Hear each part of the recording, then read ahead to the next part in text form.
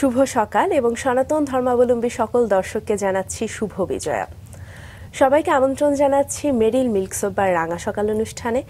আজকে শুভ বিজয়া এবং বিজয়া দশমীর দিনটি সকলের খুব ভালো কাটুক সেই কামনা নিয়ে শুরু করছি আজকের এই আয়োজন এবং আপনাদের সাথে থাকছি আমি সুস্মিতা এবং সেই সাথে রয়েছে আমি রুম্মান। দর্শক, শুভ সকাল এবং সনাতন ধর্মাবলম্বীদের যারা আজকে বিশেষ একটি দিন পালন করছেন তাদের সবাইকে জানাই শুভ বিজয়া। এবং সুস্মিতা, তোমাকেও অনেক ধন্যবাদ, তোমাকেও শুভেচ্ছা। কেমন আছো? ভালো আছি, কিন্তু এই বিজয়া দশমীর দিনটাতে কোথাও গিয়ে একটু মনটা তো খারাপ হয়েই যায়, কারণ আবারও একটি বছরের অপেক্ষা দেবী দুর্গার আসার জন্য শুরু হয়ে যাবে আজ থেকে। একদম। তবে রাতের পরে দিন আসে, শোকের মাঝে কিংবা পরে তো আনন্দ তো থাকেই, কারণ এটা একটা বিশেষ উৎসব। এবং উৎসব আসলে আমি বলছিলাম সনাতন ধর্মাবলম্বীদের, কিন্তু আমরা তো সবাই মানি আসলে ধর্ম যার যার উৎসব সবাই। তো এবারের পুজো কেমন করলে? বেশ ভালো কেটেছে, বেশ আনন্দেই কাটিয়েছি পুরো সময়টা। এবং আজকে যেহেতু বিজয়া দশমী, আশা করছি পুজোর এই শেষ দিনটিও বেশ ভালো কাটবে। বাহ, চমৎকার। তো আজকে বিশেষ দিনে রাঙা সকালে দর্শকরা একজন বিশেষ মানুষকে পেতে যাচ্ছে এবং তার কাছ থেকে আমাদের অনেক কিছু জানবার আছে। একেবারেই তাই। চলো জানি কে আছেন। চলো দর্শক, আজ আমাদের মাঝে রয়েছেন একজন প্রতিমা শিল্পী, বিখ্যাত শিল্পী বিশ্বজিৎ পাল। চলুন শুরুতে তাকে স্বাগত জানাই। শুভ সকাল। শুভ সকাল এবং শুভ বিজয়া। আপনাদেরকেও শুভ সকাল, শুভ বিজয় এবং বিজয়ের শুভেচ্ছা। কেমন আছেন? আছি, ভালো আছি। আজকে তো একটু বিশেষ দিন, এই দিনের সাথে অনেক অনুভূতি আসলে জড়িয়ে আছে। আপনি এই দিনটির তাৎপর্য আমাদের মাঝে কিভাবে বলবেন? তাৎপর্য যেটা বলছেন সেটা হচ্ছে, ধরুন আমি তো প্রতিমা তৈরি করি, আমি সৃষ্টি করি, কিন্তু বিজয়া দশমীর দিন ওটা হচ্ছে বিসর্জন হয়।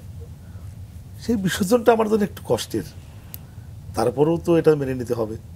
অবশ্যই, যেহেতু আমাদের পূজার সিস্টেমে এরকম যে মূর্তি গড়ব, পূজার শেষে বিসর্জন দেব, সেই হিসেবে সবকিছু মিলে ভালোই আছি। এটা এমন এক স্রষ্টার গল্প আসলে আজকে আমরা করছি, যে নিজে সৃষ্টি করবার সময় জানে যে এই সৃষ্টিটি বিনাশ হবে কিংবা বিসর্জন দিতে হবে। তো বিসর্জনের সময় অনেক আবেগ জড়িয়ে থাকে, অনেক অনুভূতি হয়। এরকম আপনার জীবনের কোনো বিশেষ গল্প রয়েছে? অনুভূতি তো অবশ্যই হয়। যেমন আমি প্রতিমা তৈরি করি, আমি কখনো কোনো বিসর্জনের সময় থাকি না, কারণ আমার কাছে মনে হয়েছে যে এটা আমার জন্য কেমন যেন কষ্টের। যেমন একসঙ্গে যখন অনেকগুলো প্রতিমা তৈরি করি, অনেক জায়গায় নিয়ে যাই, ওখান থেকে ডেলিভারিটা ওখান থেকে দেই, যখন একটা কেটে চলে তখন খুব নিজের মনের ভিতর ফাঁকা লাগে, জায়গাটাও ফাঁকা লাগে। তখন মনে হচ্ছে যে কী যেন চলে গেল সামনে থেকে। আবার যদি ওটা ডেলিভারি না হয় তখনও খারাপ লাগে, রয়ে গেল। তো এইরকম স্মৃতির কথা আপনি বলতেছেন যে বিজয় দশমীর দিনে ছোটবেলায় দেখেছি আমাদের এখানে বিজয় দশমীটা হতো কি, পাশে তো নদী, ওই নদীর তীরে সবাই আমরা দাঁড়িয়ে থাকতাম, নৌকায় করে ওই প্রতিমাগুলো নিয়ে যেত। এবং ওইখানে এই নৌকার বড় বড় নৌকার দুইটা নৌকা মাঝখানে বাঁশ বেঁধে প্রতিমা বিসর্জন দিত। এবং ছোটবেলাতে এইরকম একটা স্মৃতি আমার আছে। আমি তখন ক্লাস 5-6-এ পড়ি মেবি। তো একটা প্রতিমা বাবা বানিয়েছে ওখানে, তো আমি ওখানে গেছি, ওরা সবাই, আমি বাবার সঙ্গে কাজ করতে গেছিলাম। যাওয়ার ফলে ওরা আমাকে ঘাড়ে তুলে নিয়ে নাচলো। নাচার পরে ওরা আমাকে একটা তখন ওটা কি বলবো, রূপার একটা গিফট আমাকে দিল। তো ওই গিফটটা যে আনন্দের, এত আনন্দের সবার মধ্যে যে আমাকে দিয়েছে, সেই আনন্দটা মনে হয় আজও আমার ভিতরে মাঝে মাঝে জেগে ওঠে এই বিজয়া দশমীতে। চমৎকার। বিজয়া দশমীর স্মৃতি আপনি বলছিলেন এবং আমরা একটু শৈশবের স্মৃতির কথাও শুনতে চাই, আপনার শৈশবটাকে আবিষ্কার করতে চাই। কেমন ছিল ছেলেবেলা এবং ছোটবেলা থেকে তো বাবা মা দুজনেই আসলে শিল্পী ছিলেন, সেই শিল্প আবহের মধ্যে আপনি বেড়ে উঠেছেন, কেমন ছিল সময়গুলো? সময়গুলো কেমন ছিল, আমি তো ছোটবেলা থেকে একটু কি বলবো, ডানপিটে ছিলাম, একটু ডানপিটে ছিলাম। ডানপিটে কেমন দেখা যাচ্ছে যে বাবা বলেছে এই কাজ করে স্কুলে যেতে হবে। স্কুলে যাওয়ার নাম করে একদিনকে আমি স্কুলে না গিয়ে অন্য জায়গাতে হাঁটছি। এর মধ্যে আমার বড়দা উনি আসছে, উনি দেখে আমি স্কুলে যাইনি, ওখান থেকে এমন মারলো আমাকে ধরে নিয়ে, তারপর আর স্কুল কামাই করিনি।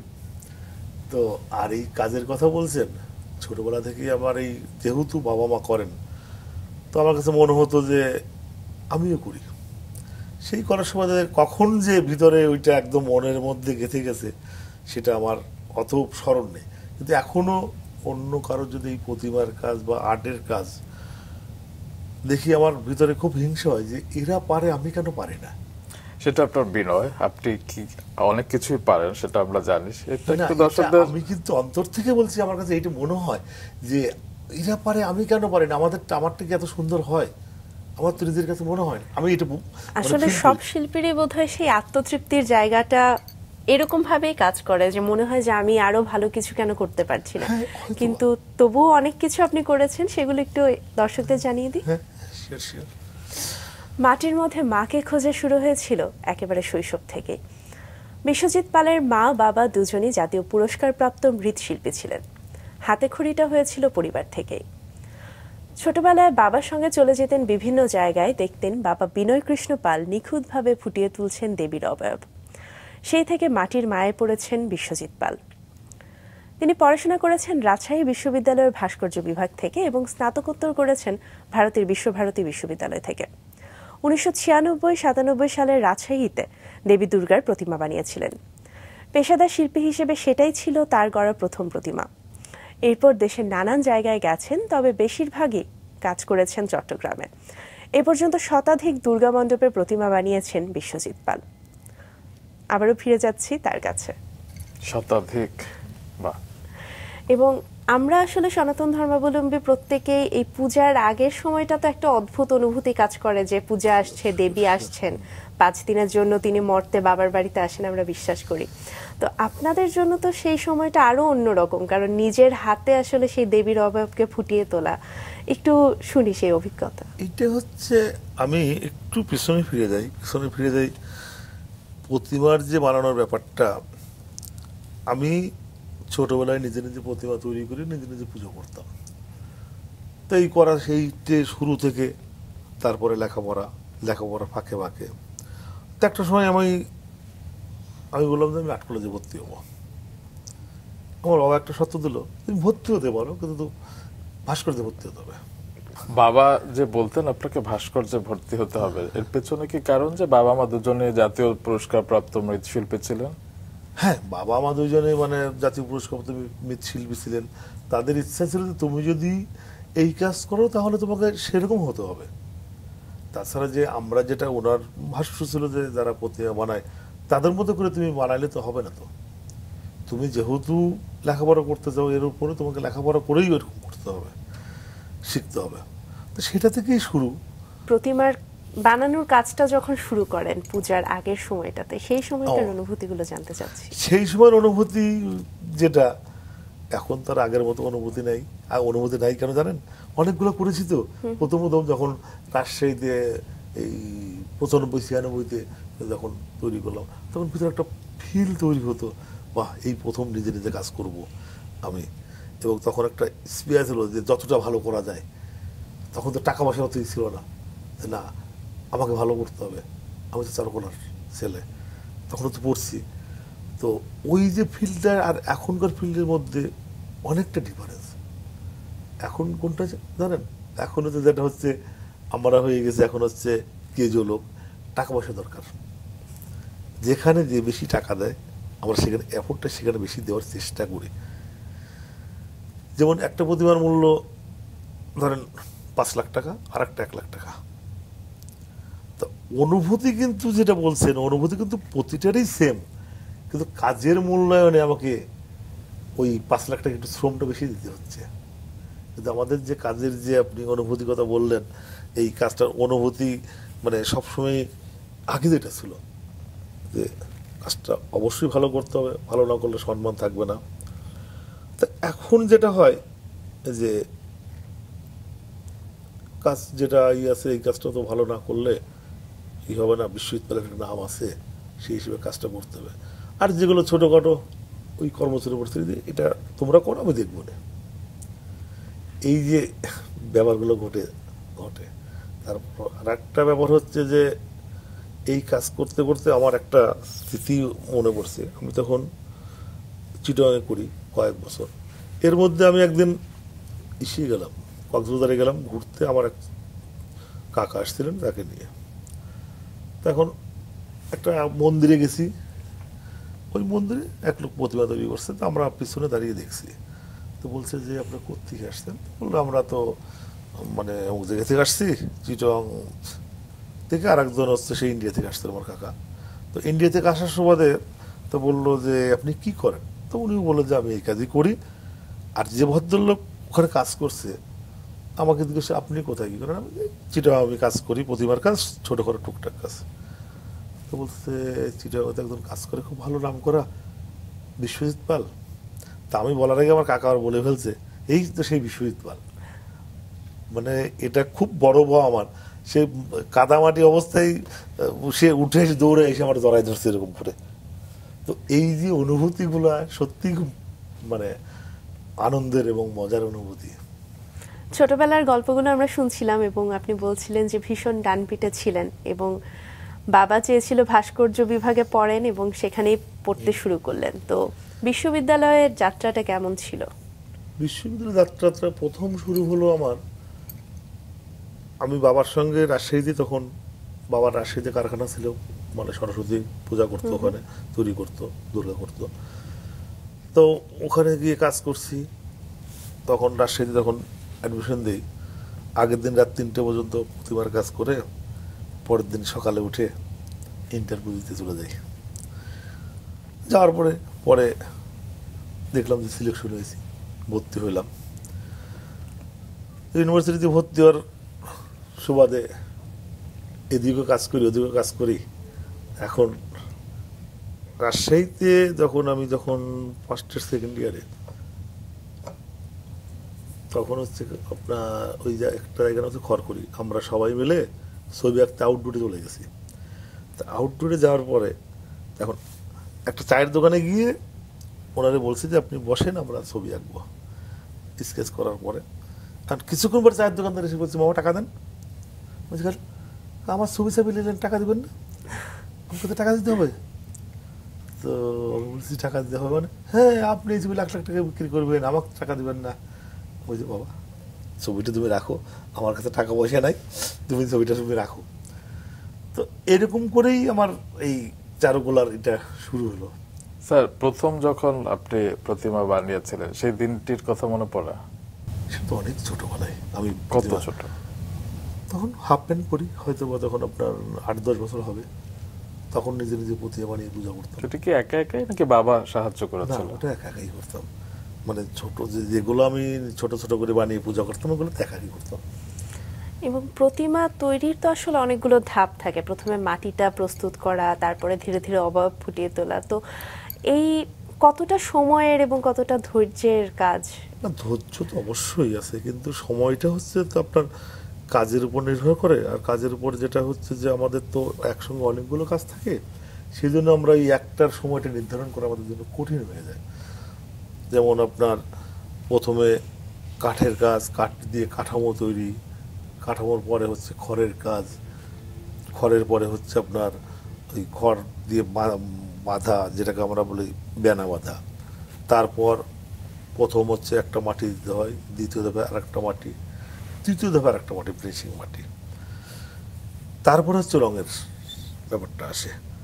এরকম ধাপ কিন্তু 3-4টা ধাপ মিলে ধরেন আমরা একজন সহকারী হলে আর 2জন মিলে ধরেন আপনার 15 দিনে একটা দুর্গাপূজা ছোটখাটো করা সম্ভব।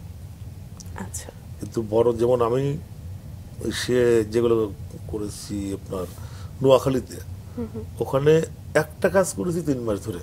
3 মাস? এবং সেখানে 7-8 জন লোক নিয়ে। কত বাজেট ছিল? ওটার বাজেট ছিল তখনই দিয়েছিল আমাকে 8.5 লাখ টাকা। আচ্ছা। তো এরকম কাজ এখন অবশ্য বাদ দিয়েছি প্রায় কয়েক বছর। কেন? এখন আর অতটা নিতে ভালো লাগে না।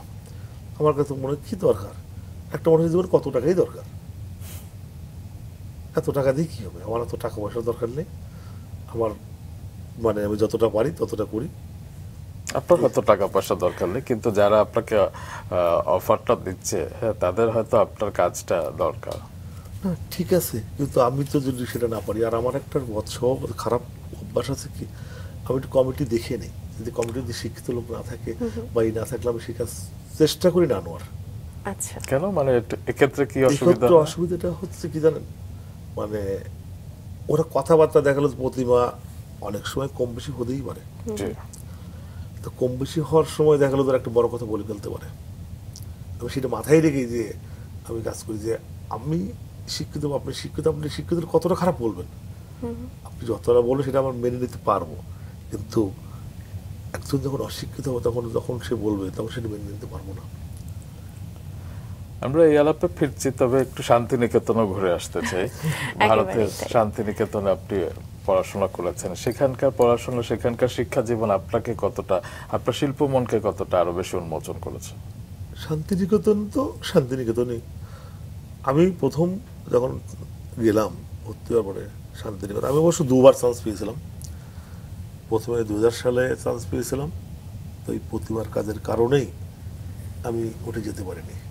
তারপরের বার 2001-এ যখন মানে মনে করেছি যে আর হবে না, তারপরেও ট্রাই করেছিলাম, একটু হলো। তো হওয়ার পরে ওখানে যখন আপনার এই আমাদের ওখানকার টিচারদেরকে দাদা বলতে হয়, তো প্রিন্সিপাল ছিল সুসেন দা। তো সুসেন দাস আমাকে বলতেছে, তুই বিশ্বজিৎ? হ্যাঁ স্যার। তোমাকে গতবার সিলেকশন করেছিলাম না? হ্যাঁ। তো বলছে গতবার আসেনি কেন?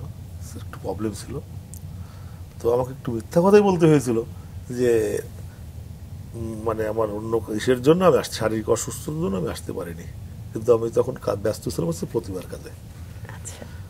তো ওখানকার যেটা আমি প্রথম গেলাম, আমার যাওয়ার পরে সুসেনদা আমাকে বললো 15 দিন তোমার কোনো ক্লাস নাই, তুমি শান্তিনিকেতন ঘুরে দেখো, 15 দিন পরে তারপরে তোমার ক্লাস শুরু হবে। এর মাঝে আমি গেলাম বেনারসে, আমার এক বন্ধু ওখানে পড়তো, তো ওখান থেকে ঘুরে স্যারকে বললাম, দাদাকে বললাম যাবো, করে যাও ঘুরে আসো। ওখান থেকে 2-3 দিন পরে চলে আসলাম। তা প্রথম প্রশ্ন উনি করলো যে বেনারস তোমার কেমন লাগলো? তো আমি বললাম যে দাদা, বেনারস ইউনিভার্সিটি বিল্ডিংয়ের বাহারি আছে, কিন্তু টানে না, মন টানে না। আর শান্তিনিকেতনে বিল্ডিংয়ের বাহারি নেই, কিন্তু মন খুব টানে। তো উনি বললেন যে গুড, এটাই।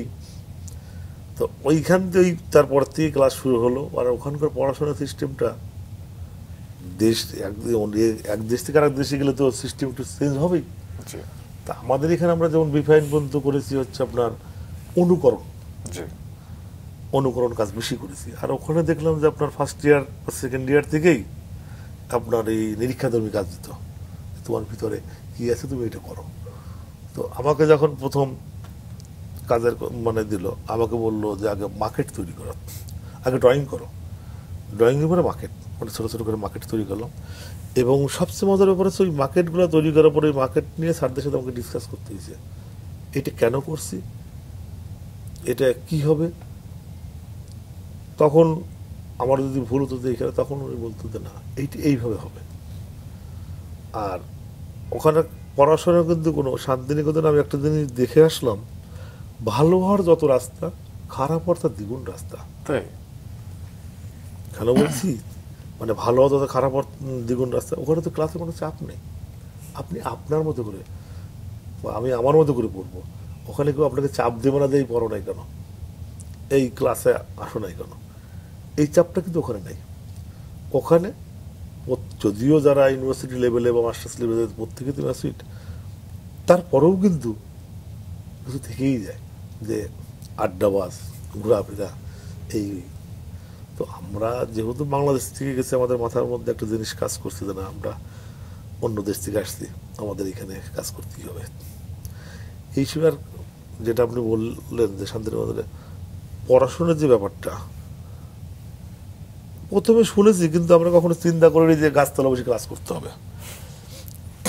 ওখানে এই আসো ক্লাস হবে, বসে গেলাম গাছতলায়। তো এই যে ব্যাপারগুলো ওখানে সবার মধ্যে যে একটা মানে উৎফুল্লতা আছে, আমাদের এখানেও আছে, কিন্তু আমাদের এখান থেকে ওখানে কিছুটা পার্থক্য আছে। যেমন যে আমি আপনাকে বললাম যে ওখানে মানে আপনার এই ক্রিয়েটিভিটিটা আমাদের এখানকার থেকে আমার মনে হয় একটু বেশি। হয়তো এখনকার শিল্পীরা হয়তো আমি কথাগুলো বললে অন্য শুনলে হয়তো বলতে পারে যে বেশি বলছে, কিন্তু আমি বেশি কম আমি কাউকে বা কোনো দেশকে ছোট বা বড় করছি না, কিন্তু পড়াশোনার যে ব্যাপারটা, তো ওখানে যেমন মানে আমার এক স্যার বলতেন, তো বাংলাদেশে পেন্টিংয়ে রঙের বাহারি আছে, বক্তব্য কম, আর ইন্ডিয়ায় বক্তব্য বেশি রঙের মানে এটা কম আছে। এক এক দেশের জন্য মানে ফেরি করতেই পারে, কিন্তু এর তার মানে এটা না যে আমি এই দেশকে বা ওই দেশকে ছোট বড় করছি। একদম তাই। এবারে আবার একটু প্রতিমার কথায় যেতে চাই। আগে তো আমরা এক ধরনের দুর্গা প্রতিমা দেখতাম, সাবেকি ধরন আমরা যেটাকে চিনি, কিন্তু এখন তো আসলে পুজোর ধরন বদলেছে, অনেক রকম থিম আকারে মানুষ এখন পুজো করতে চায় এবং প্রতিমার ধরনেও আসলে পরিবর্তন এসেছে। তো আপনি এই ব্যাপারে আসলে আপনার অনুভূতিটা কি জানতে চাই। চিটংয়ে সর্বপ্রথম আমি আর আমার এক বন্ধু সঞ্জয় নাথ, আমরা প্রথম থিমের কাজ শুরু করি। আচ্ছা, কত সাল ছিল সেটা? এটা ছিল হচ্ছে 2010। আচ্ছা, 2007-এও করেছি, সেটা সরস্বতী পূজা। তো থিম শুরু করি, প্রথমে করলাম হচ্ছে এই অ্যাবেটার, মানে পশু পাখি নিধন নিয়ে, গাছ নিধন নিয়ে যেটা করলাম, ওটা করলাম 2010-এ। 2011-তে করলাম হচ্ছে আপনার হাউ টু হ্যাভেন, যেটা হচ্ছে স্বর্গের রাস্তা। মানুষ ভালো কর্ম করলে ভালো ফল পাবে, খারাপ করলে খারাপ পাবে। যেমন ওইটার কিছু ফিগার ছিল এমন যে কিছু বৃদ্ধ লোক, মানে শিশু থেকে শুরু করে কিছু বৃদ্ধ লোক, ওইটা আসার পর একটা পর্যায়ে আপনার অগ্নির মধ্যে পড়ছে, ওই অগ্নিতে কিছু মানে হাত পা মাথা জ্বলছে, মানে আর্টিফিশিয়াল দেখানো আর কি, ওইভাবে তৈরি করেছিলাম। আর ঠিক তার সামনে ছোট্ট একটা নগ্ন বাচ্চা, একেবারেই ছোট, হাত তুলে দাঁড়িয়ে এরকম দাঁড়িয়ে আছে, মাটাও এরকম হাত নামিয়ে দিয়েছে। যে ওখানে বক্তব্য ছিল যে ওই যে ভালো কর্ম করবে সে ভালো দেখা যাবে, সেই আত্মাটা, সেই মানুষটা মায়ের সঙ্গে লয় হয়ে গেছে। এইটা আর একটা করেছিলাম হচ্ছে আপনার 2015-তে, সেটা হচ্ছে বৃদ্ধাশ্রম। বৃদ্ধাশ্রম কেন করলাম? বৃদ্ধাশ্রমটা এখন দেখা যায় যে বেশিরভাগ বাবা মাকেই, বিশেষ করে হাই সোসাইটির লোকজন, তারা বাবা মাকে বৃদ্ধাশ্রমে পাঠিয়ে দেয়। তো আমার বক্তব্য ছিল যে বাবা মা কেন বৃদ্ধাশ্রমে যাবে? একটা সময় তো মানে ওনারাই আমাদেরকে মানুষ করেছে এবং ওনারাও করেছে। তো এই থেকে আমি বৃদ্ধাশ্রম করলাম, যে এই প্রতিমা দেখে বা এই থিমটা দেখে যদি 100 জনের মধ্যে একজনও যদি আপনার ওই জায়গা থেকে ফিরে আসে, সেটা আমার জন্য বড় পাওয়া। প্রতিমার মাধ্যমে কিভাবে বিষয়টি তুলে আনা সম্ভব? এইটাই, হ্যাঁ, খুব ভালো প্রশ্ন করেছেন। প্রতিমার মাধ্যমে মানে আমার থিমটা, কাজটা ছিল এরকম যে একটা মন্দিরের পাশে হচ্ছে আপনার মানে ওই বৃদ্ধাশ্রম তৈরি করেছি। তো বৃদ্ধাশ্রম তৈরি করে তো ওই বৃদ্ধরাই আর বৃদ্ধারা মিলেই পূজাটা করছে। এর মধ্যে ছেলেরা আসছে দেখতে, বাইরের ছেলেরা, হঠাৎ করে তার একজনের ছেলের সাথে দেখা, ছেলের সাথে দেখা হয়ে গেছে, হাওয়া কান্না করতেছে যে বাবা তুই এসছিস। তো তারপরে দেখা যাচ্ছে নাতি ছেলে এখন ওই মানে দাদি বা দিদিমাকে ধরে বলছে না আমি ওনাকে ছাড়া যাব না। তারপরে বলছে যে বাবা আমাকে বৃদ্ধাশ্রমে পাঠাস না। এই সমস্ত কিছু মানে নাটকের মতো আর কি, যেটা কথা কম মানে ফিগারেটিভ বেশি ছিল। মানে কথা অল্প কিছু বক্তব্য ছিল, কিন্তু বক্তব্যটা এমন ছিল যে সেটা মানে হৃদয় ছুঁয়ে দেওয়ার মতো, স্পর্শ করার মতো ছিল এটা। শুধু প্রতিমা তৈরিই নয়, একসময় আপনি চাকরিও করেছেন এবং প্রভাষক হিসেবে যোগ দিয়েছিলেন, সেই অভিজ্ঞতা শুনি। প্রভাষক হিসেবে যোগ দেওয়ার অভিজ্ঞতা মানে ওই জাদুদল যেটা হয়, কিন্তু চাকরির জন্য যেটা আমি কখনো খুব বেশি ছোটাছুটি করিনি, ঘোরাঘুরি করিনি। আমি যখন ইন্ডিয়া থেকে আসলাম তখনই যেখানেই যাই সেখানে চাকরির জন্য অন্য কারোর লাগে, সুপারিশ লাগে। আমার এই জিনিসটা সবসময় আমার জন্য খুব কষ্টের ছিল, তবে এই জিনিসটা কখনোই করিনি। ওই জন্যই আমি আর চাকরি খুঁজে জানি। যেমন রেসিডেন্সিয়াল মডেল কলেজে আমার এক বন্ধু চাকরি করতেন, এখনো মনে করে, আতন সরকার। তো বলেছিল তুই তো ঘুরে বেড়াচ্ছিস, এখানে আরো কিছু কর। ওই অ্যাটাচ ঢুকার পরে 2 বছর করার পরে আর ভালো লাগেনি, ছেড়ে দিয়ে আবার সেই মাটির টানে প্রতিবার কাজে চলে গিয়েছি। তো এর মধ্যে যেটা মাঝে এক্সিবিশন করেছি, এবং ও এর মাঝে হচ্ছে যে আপনার আমি যখন চাকরি ছেড়ে দিলাম, তারপরে আমার বাবা মারা যাওয়ার 8 মাস পরে আমার বর্দা মারা যান। বাবা মারা গেলেন হচ্ছে 2004 ডিসেম্বরে। ঠিক 8 মাস পরে বর্দা মারা যান। উনি ছিলেন বিসিএস ক্যাডার। তো মারা যাওয়ার পরে তারপরে অবস্থা তো খুব খারাপ। এই নিজের কাজ অন্যের নামে আমি এক্সিবিশন করেছি। তাই? কেন? টাকার অভাব।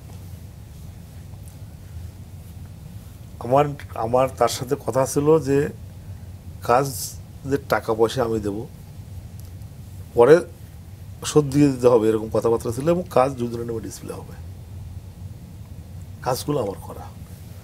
এবং আর্টিস্ট যারা দেখেছে তারা বুঝতে পারছিল যে কাজগুলো বিশ্ববিদ্যালয় করা, তারপরে কিছু করার নেই। তো আমি এমন দিন গেছি যে 10 টাকার কাজ 2 টাকায় করেছি, নগদ টাকার জন্য। কারণ দাদা বাবা মারা যাওয়ার পর অবস্থা খুবই খারাপ অবস্থার ছিল, কাছের মানুষগুলো ফোন ধরতো না। তো এরকমই একটা দিন গেল আপনার। আমি একদিন গুলশান থেকে ফিরছি, আমি তখন মনে করলাম যে দুপুরে খাইনি, 3:30 4টে বাজে।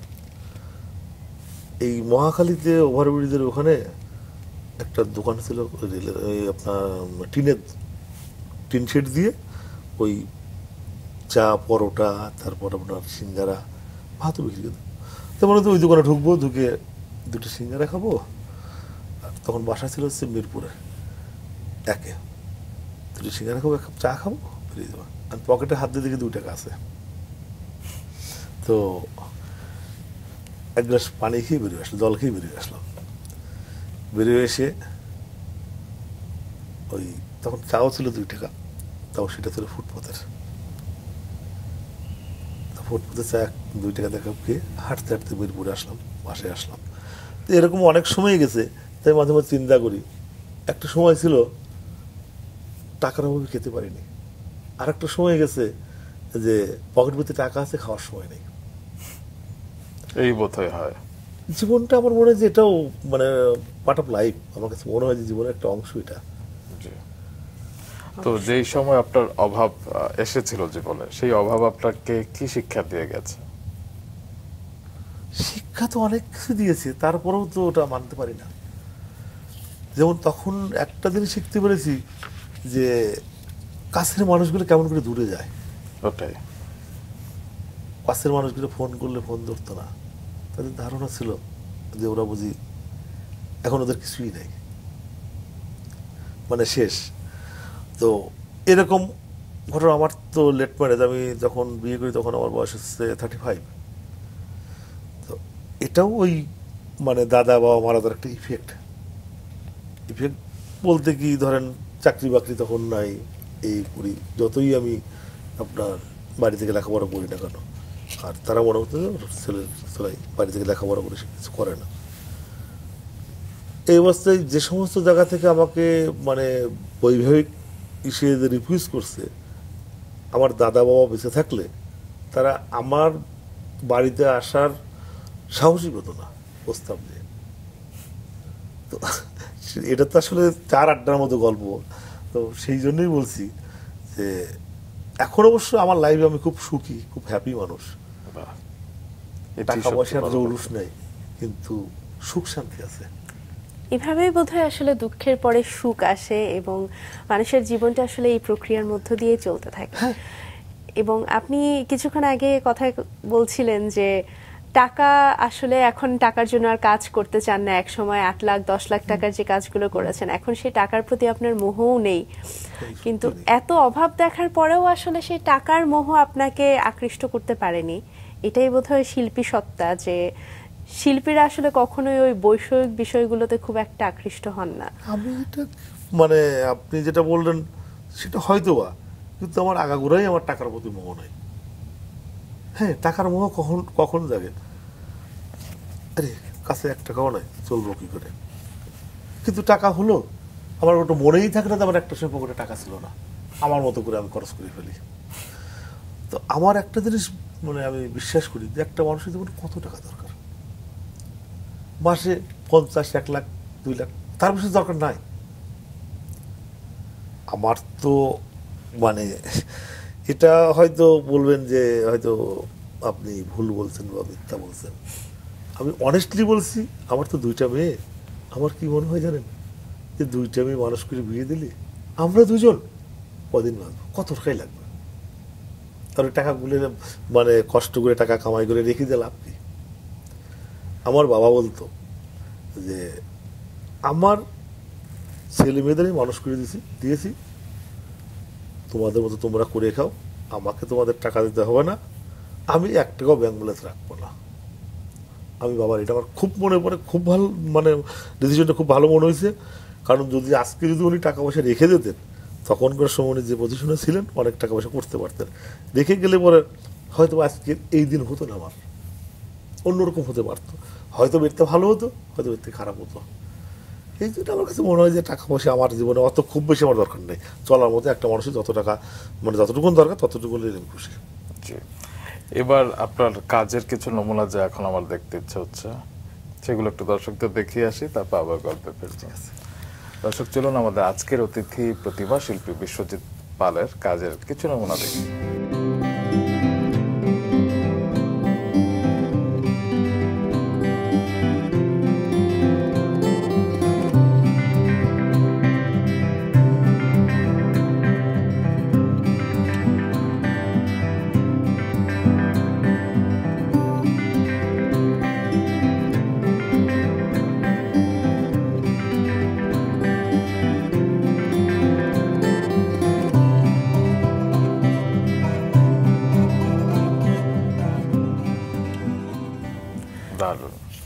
সুস্মিতা আরো ভালো বলতে পারবে।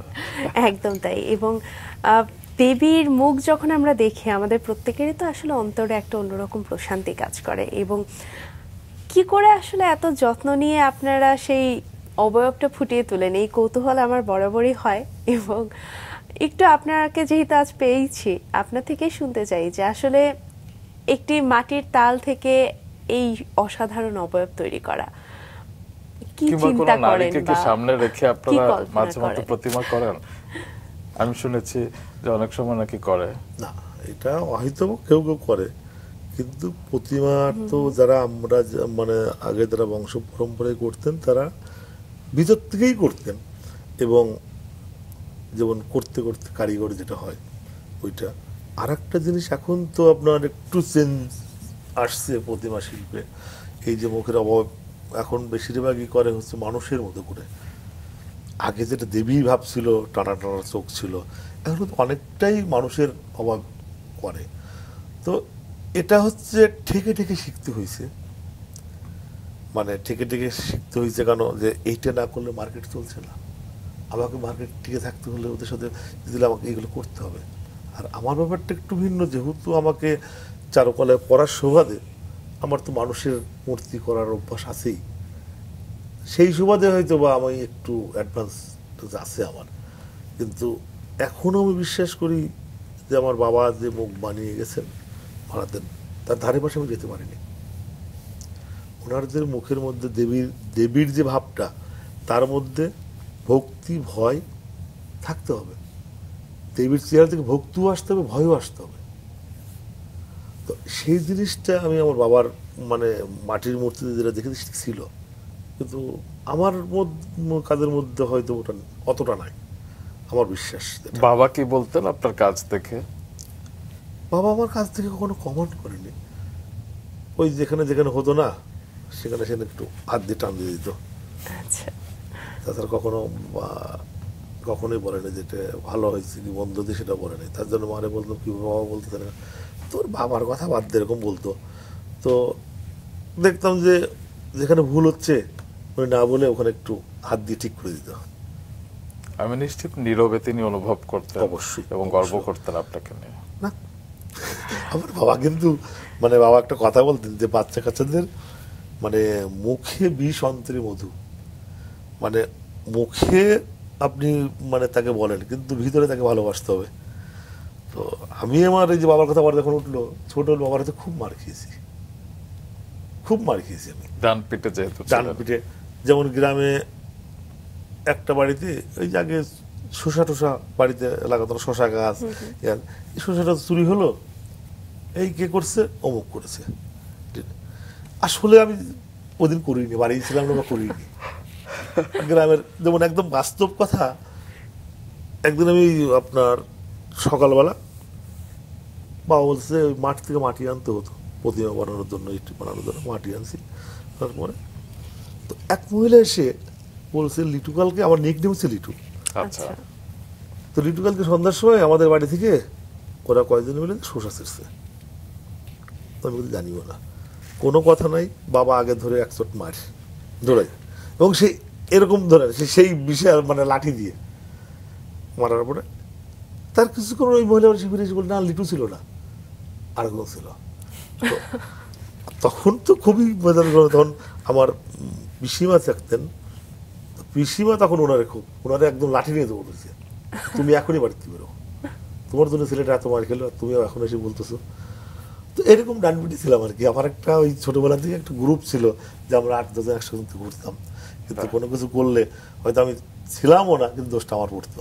টেরাকোটা নিয়ে অসংখ্য কাজ করেছেন এবং খুব দারুণ দারুণ কাজ করেছেন, একটু শুনবো শুরুটা কিভাবে? টেরাকোটা শুরু তো, টেরাকোটা শব্দটা আমি চারুকলায় পড়ার সুবাদে পেয়েছি, আগে জানতাম না। তো মাটির কাজ তো ছোটবেলা থেকেই করি, তো তারপরে টেরাকোটাটা শুরু হলো চারুকলায় ভর্তি হওয়ার পরে। এবং তখন থেকেই আমার এই, যেহেতু ছোটবেলা থেকে মাটি নাড়াচাড়া করি, এই জন্যই সব নিয়মেই কাজটা আমার একটু অন্যরকম হতো। আর একটা ব্যাপার ছিল, আমার কাজের মধ্যে একটা ধাঁচ আছে, সেটা হচ্ছে আপনার ওই কি বলবো যে প্রতিভা শিল্পীদের মতো এটাকে এখনো পুরোপুরি উতরাইতে পারিনি। যেমন একজন শিল্পী মানে যেটা কাজ করে তার মধ্যে রাফনেসটা থাকে এবং মানে ডেপথ থাকে। আমার কাছে মনে হয় যে আমি যেটা করি সেটা অনেকটাই প্রতিভা সুলভ। এটা একজন মানে ভাস্করের কাজে থাকা উচিত না, কিন্তু আমি তারপরেও আমি এটাকে ছাড়িনি, কেন আমার কাছে মনে হচ্ছে না এটা আমার অরিজিন, এটা আমি জন্মগত সূত্রে পাওয়া, এটাকে আমি একেবারে মানে ছাড়বো কি করে। তো প্রথম টেরাকোটা কাজ করি হচ্ছে আপনার মানে নিজে নিজে উত্তরাতে গ্যালারি কায়াতে, নাম শুনেছেন? উনি একদিন কাজ, আমার কাজ দেখে তো উনি একদিন বললো যে শীত আমাদের একটু করো।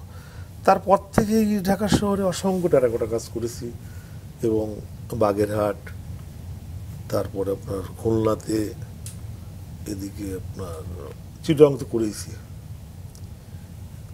এরকম তাতে টেরাকোটা দিয়ে ফাইবার কাজ অনেক করেছি, মানে সংখ্যা কত হবে অত বলা যাবে না, মানে বলতে পারবো না ওইটা, কিন্তু অনেক করেছি।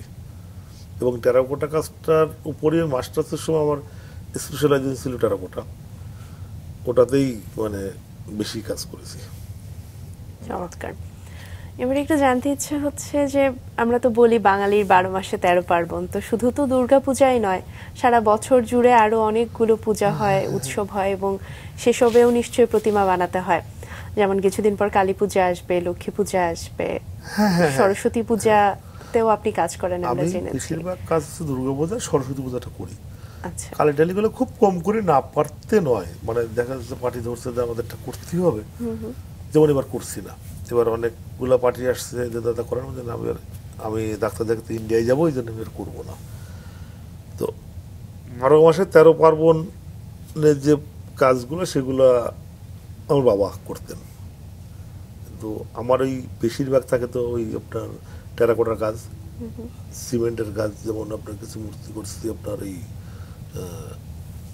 সাধু সন্ন্যাসীদের কিছু মূর্তি, তারপর মহাদেবের, যেমন কয়েকদিন আগে তৈরি করলাম একটা মহাদেব বসা অবস্থায় 11 ফিট সিমেন্টের। এরকম কাজ আমার রানিং চলছে 3-4টা। তো এই জন্য মানে প্রতিমার কাজটা খুব বেশি করা হয় না। তারপরেও মানে এই যে সরস্বতী, তারপর দুর্গা, এটা ছাড়তে পারি না, রক্তের সঙ্গে মিশে গেছে, তো এই জন্য আসলে ছাড়তে পারি না। প্রত্যেক শিল্পীরই তো আসলে কাজের কিছু অনুপ্রেরণা থাকে, কিংবা কাজ করার সময় স্টাডি করে, কিংবা বিশেষ কিছুর অনুপ্রেরণা নেয়। হ্যাঁ, আপনার ক্ষেত্রে কি কোনো অনুপ্রেরণার উৎস আছে যে কোনো কাজ করবার আগে আপনার আইডল কিংবা আপনি ফলো অথবা করেন? অন্য কোন শিল্পী যাকে দেখে আপনি অনুপ্রাণিত হন? আমি অনুপ্রাণিত ছিলাম ছোটবেলাতে আমার বাবার কাছেই বেশি। সেটা তো বাবা, সেটা এক ধরনের, মানে ওনার কাজই আমার বেশি ভালো লাগতো, এখনো তো অনেকের কাজই ভালো লাগে। তার মধ্যে যেমন গোপাল পাল, যিনি হচ্ছে আপনার মোটামুটি একটু ভালো শিল্পী, ঢাকা চারুকলাতে বাস করেছেন, ওনার কাজটা আমার কাছে খুব ভালো লাগে। দেবাশিস দা আছে ঢাকা চারুকলার, চঞ্চল ভাই আছে, এদের কাজ আমার খুব টানে। কোন চঞ্চল? এখন হচ্ছে ডিন মনে হয় ঢাকা চারুকলার, মাজহারুল ইসলাম চঞ্চল সম্ভবত। তো এরকম কিছু কাজ মানে আর্টিস্টদের মধ্যে।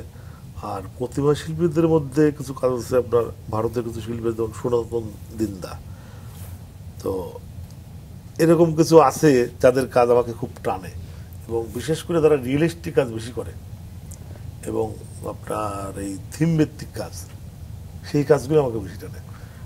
অনেক সময় হয় না যে শিল্পীদের কাজ দেখলে আমরা বুঝতে পারি যে এটা তারই কাজ। আপনার এরকম কোন স্পেশালিটি বা বিশেষত্ব আছে? আমার বিশেষত্ব কি আছে আমি জানি না, তবে আমার কাজ দেখলে দর্শক বুঝতে পারে যে এটা বিশ্ববিদ্যালয়ের কাজ।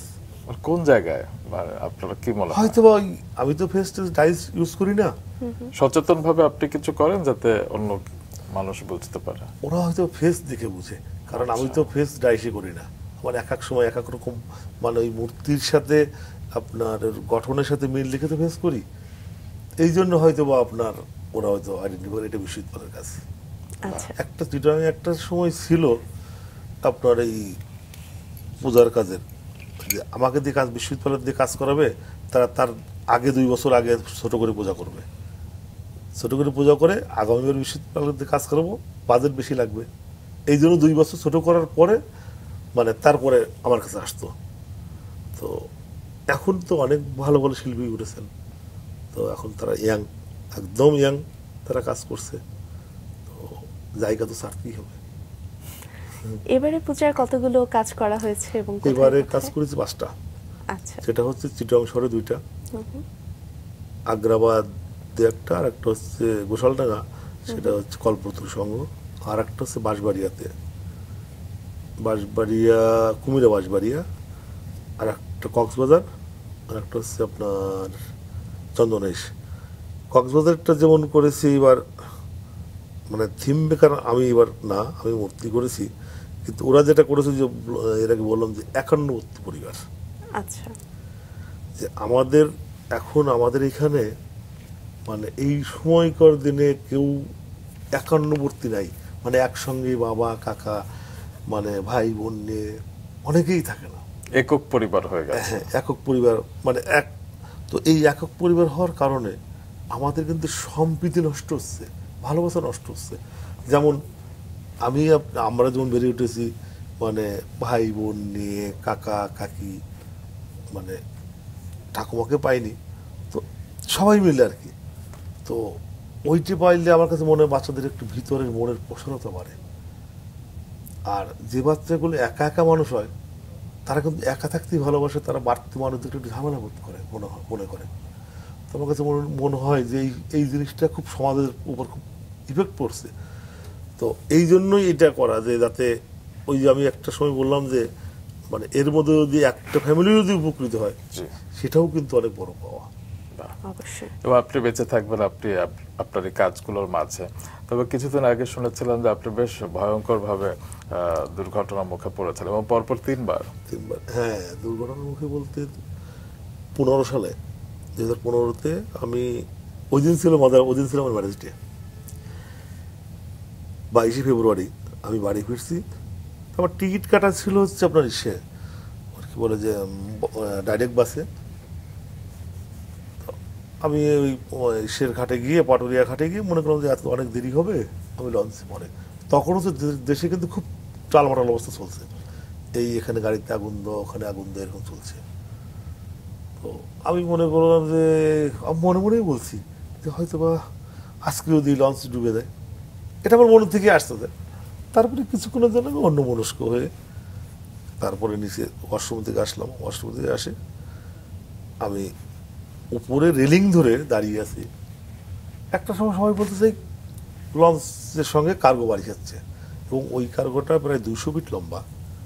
ওই কার্গোটা একদম পদ্মা নদীর মাঝখান দিয়ে যায়, কিন্তু সেটা আমার কানে আসছে, কিন্তু আমার কোনো সেন্স নেই। তারপরে রেলিং দাঁড়িয়ে গিয়েছে, হঠাৎ করে দেখি লঞ্চ মানে এই বাড়ি ঘরের পরে এই হলো, এই হয়ে ডুবে গেল। তো ডুবার পরে যখন মানে লঞ্চ ডুবলো, ওই লঞ্চ যে ঢেউয়ের বাড়িটা নিয়ে আমার এইখানে আমার ব্যথা করে মাঝে মাঝে, এই বাড়িটা দিয়ে আপনার ফেললো হচ্ছে পদ্মা নদীর একদম ভিতরে, একদম 20 ফিট পানির নিচে ডুবে গেছি। জলের নিচে ডুবে যাওয়ার তার কিছুদিন আগে মারা গেছে হচ্ছে মা, তার আগে তো বাবা মারা গেছে, দাদা মারা গেছে।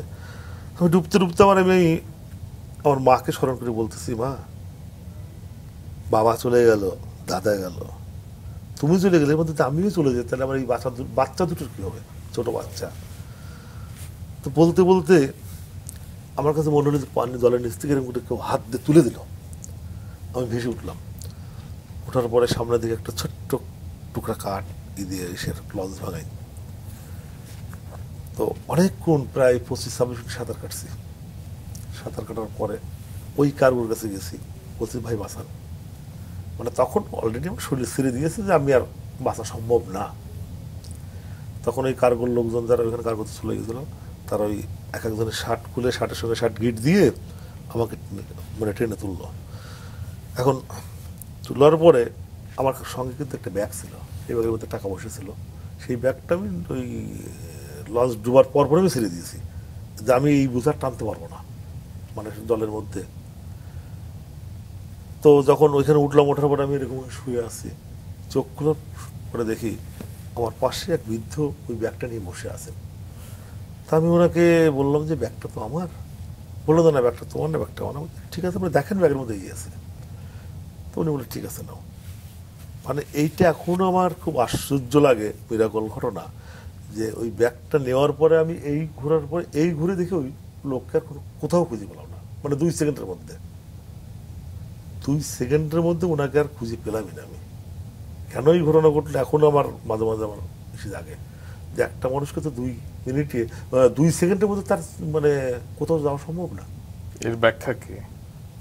এর ব্যাখ্যা অবশ্যই অলৌকিক কিছু ছিল। তাছাড়া আমি ব্যাগ ছাড়ছি কখন, প্রায় 15-20 মিনিট আগে ব্যাগ ছেড়েছি।